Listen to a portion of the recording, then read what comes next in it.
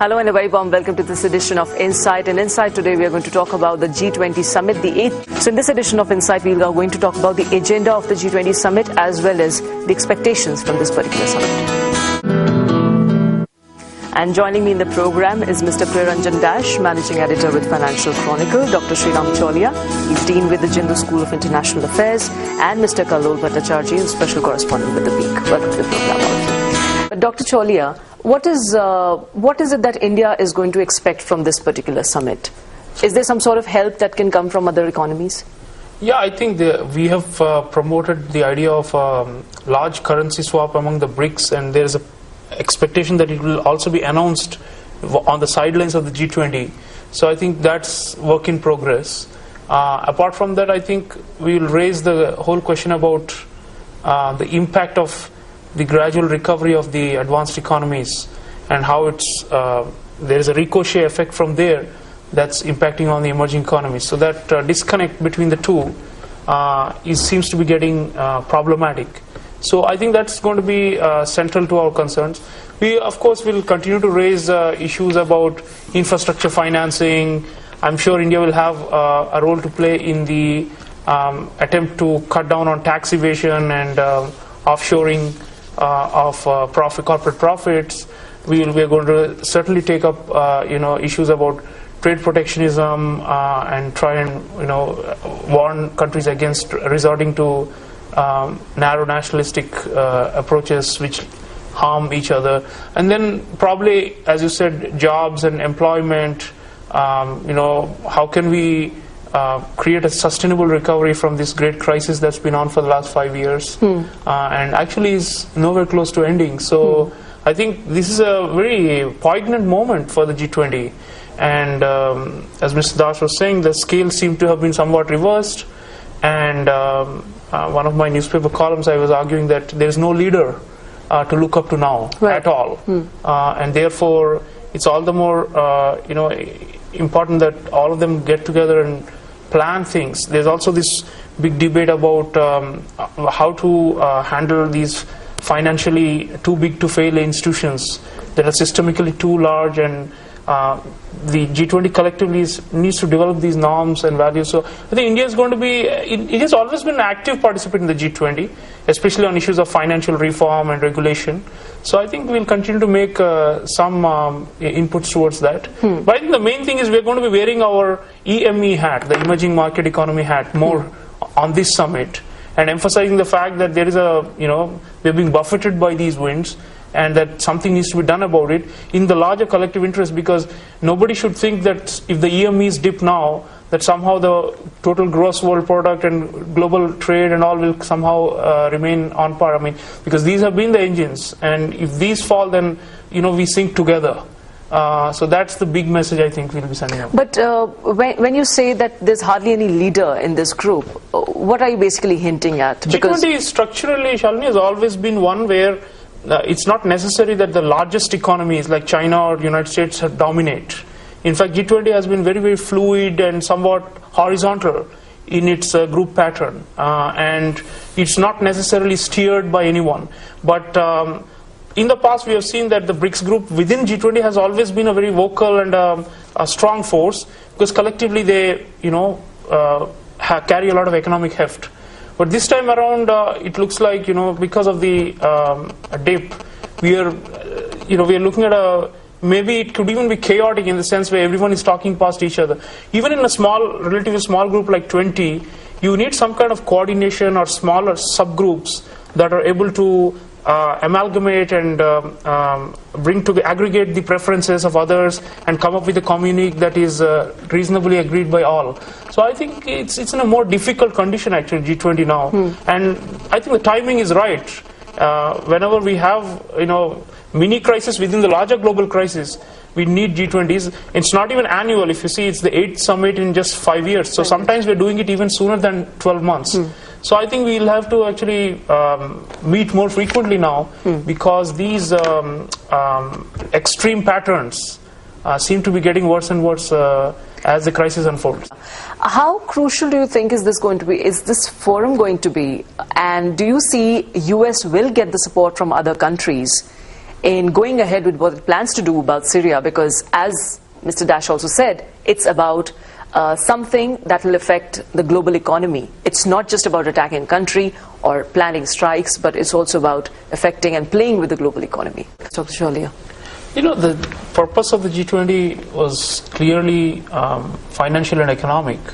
Whether there is mission creep and it will also begin to deliberate on international security and political questions is still, being debated. I mean, there are some who argue that this mission creep eventually does happen in the absence of another credible institution like the UN Security Council that is stymied. Maybe the G20 will take on these questions, but still not very clear, because if you see the G7, even it was conceived in the 1970s mainly for financial coordination among advanced economies. Then when the Iranian Revolution happened in 1979, suddenly the G7 was became a forum for the Western countries plus Japan to coordinate policies on how to react to this geopolitical crises. So I think G20, in fact, if you see in the last 5 years, there have been other crises. There was Libya, there was there was the Arab Spring uprisings. So G20 summits have been happening during these really cataclysmic political events simultaneously. And I think G20, functionally speaking, should I think right now confine itself to the economic agenda. And I think although President Putin has very strong views on Syria, I think as the host they will try to limit the mission creep beyond the core economic agenda. And that should be the case because it's not that Syria is the only burning issue on the planet, right? So if you again go back to the host communiques and how they have been planning the summit, there's so many issues on the platter. Eurozone is right now not on the top of the pile as a headline, but nonetheless the Greece crisis continues. The Germans are the only ones who are kind of stable, and everybody else is struggling. And remember, the bad debts and the bad loans that many of these nations have could come home eventually. So all these stress tests that are being done for these banks have hidden a lot of non-performing loans. So we could have another day of reckoning, another kind of steep fall even in the advanced economies. We can't be sure that they are recovering, as some of these speculative investors are now are saying. So I think overall it's a very, very delicate situation, and the gravity of the economic issues is considerable. And if you see the Sherpas and the preparatory meeting leading to the summit, they've all focused mostly on it. So I feel like situational political problems like Syria may not really really confound or totally disturb the agenda. There were news reports that maybe Putin and Obama are not going to meet with each other. Yeah, he's not going to Moscow. Right. That's been cancelled. That's one of the things. And on the sidelines, there's no meeting scheduled. Yeah. And clearly there is a lot of, it's a Cold War. Let's call it a new Cold War. It's been there for quite a while now, and that will continue.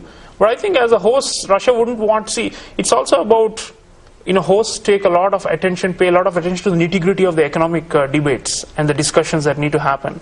And then they are carried forward to the next summit, right? So St. Petersburg would want to be, seen as having made some meaningful progress on the big macroeconomic coordination problems and the rebalancing of the world economy issues. The Syrian issue, I think, even if there are missile strikes, as we know, it's not going to overnight change the situation or the balance of power on the ground. So I think this is going to grind on and on while the G20 has its mission, and I think it should not forget that core mission. And India, in any case, will not be in a position to present its stand on Syria, because it might on the sidelines in the BRICS might come up with a joint statement saying they oppose U.S. military strikes, or they are opposed to anything that goes beyond UN Security Council. But I think it will not have a huge impact because the G20 is still not yet accepted as the political forum. Right. Again, Dr. Chaulia, what is there for India here? Because when you're talking about balanced growth, ensuring that there's a new cycle of growth that starts, and there is this balance that can be generated among all the economies here, and jobs can be created, because Russia, we believe, wants a specific action plan on unemployment this time from the G20. what is there that India can probably get from there? And as you have written in one of your articles also, that, what is there that can really boost the market sentiment and the masses here? Well, I think clearly there is a disconnect between the elite agenda and what I want since the crisis began. Ordinary people have been clamoring for, job security and for, inflation to be under control. That's it. These have been the basic two core economic demands. But the bailouts and what have happened since 2008 has been, somewhat different. They have, gone off. They have claimed that these institutions are systemically too important. They shouldn't be allowed to fail. Taxpayers were burdened as a result of it. Austerity. So G20 has been actually a forum where a lot of these ideological divides have been played out. The big one used to be between austerity versus growth. The Germans have been pushing very hard on austerity, and the Mediterranean economies pushed back. The United States actually did not adopt as much austerity as the Germans have imposed in Europe, but even they have transferred the burden of the crisis recovery onto the shoulders of ordinary people.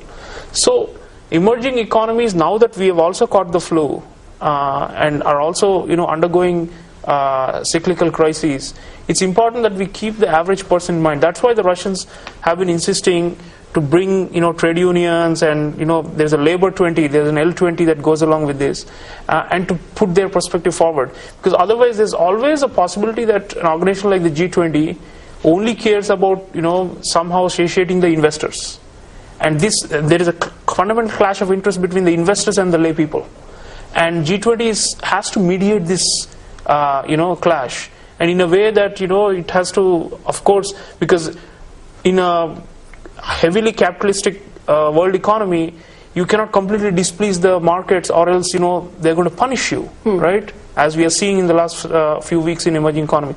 But on the other hand, if you cave in completely to them, then what is the role of the state as a protector of the society and of the ordinary people?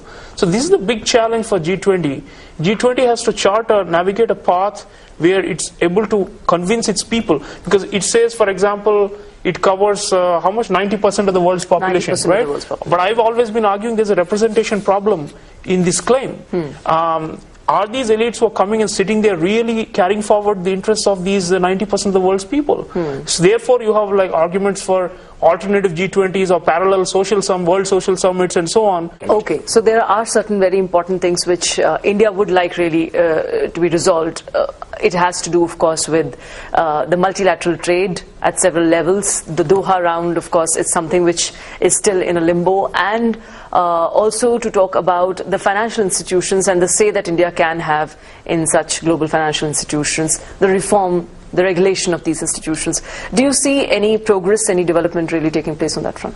Overall, I think I would say multilateralism is facing a crisis, and the G20, the expectations are riding on it to be able to make this very process work. The financial crisis initially created, because people say the G20 works better when they have a huge crisis on their head, but when it looks like there's some kind of modest recovery going on, they slide back into mercantilist approaches to trade and protectionist values and all that. So I think this is the forum to re-emphasize that we are nowhere close to end of the crisis, and we should not fool ourselves.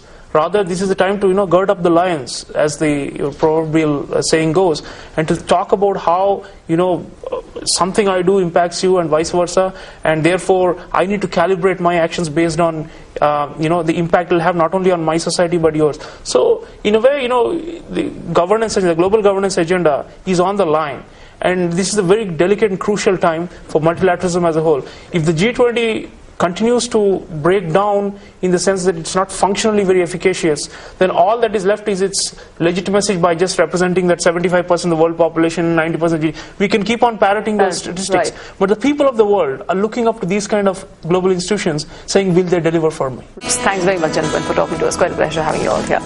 That's all we have for you in this edition of Insight. Thanks very much for watching. Goodbye.